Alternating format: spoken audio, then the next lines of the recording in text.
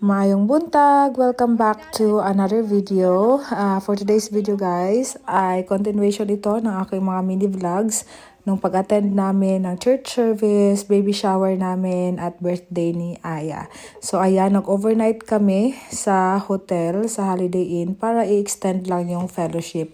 So yung mga pictures nung aming fellowship sa hotel.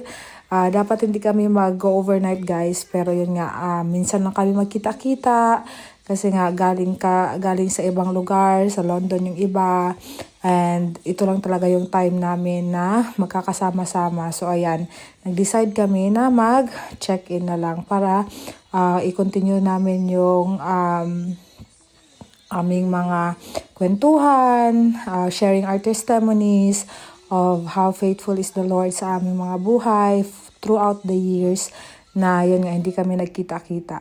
Pero ayun, we are praising the Lord kasi nga it's really His time na nagkakasama-sama kami. And yun nga, konting background guys is magkakasama na kami sa Saudi dati sa isang church din na ina-attendan namin. Which is ACCFI sa Riyadh, Saudi Arabia. So, isa-isa kami na napunta dito sa UK. So, may nauna, may sumunod. And kami nga yung latest na nakarating dito sa UK, which is ako nung 2023 ng November. And dumating yung mag-ama ko ng March 2024. So yan, after namin mag-breakfast is nag-continue pa rin yung bonding nitong mga kids. Kasi nga pauwi na ng London itong sina Baba Jeff at saka itong mga anak niya at saka si Ate Fen. Kaya ayan, sinulit ng mga bata ang kanilang time sa isa't isa. So naglaro sila nitong tower.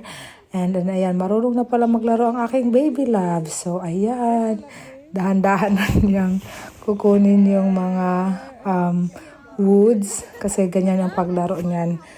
Hanggang sa humaba or tumaas yung tower.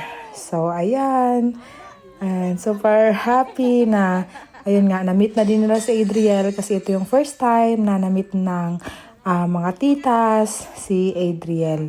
And we're very grateful sa kay Lord sa time na to. Then pauwi na kami niya na guys. Nagpipicture na lang din.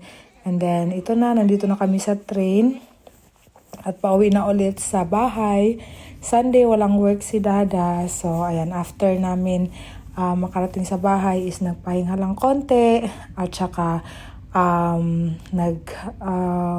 ayos ng bahay. So same pa rin yung aming sinakyan na train from Droitwich to Shrub Hill to Cheltenham. So ayan guys ang aming konting fellowship na nangyari. And we are praising the Lord kasi He made it possible for us na magkita-kita after for how many years. So, andito na kami sa aming kanto, sa aming bahay. And then, struggle is real kay Dada kasi ang daming blessing na pinagkaloob ang Lord through the lives of our sisters and brothers in Christ. So, ayun lang guys. Thank you so much for watching. See you on our next one. Bye-bye and God bless.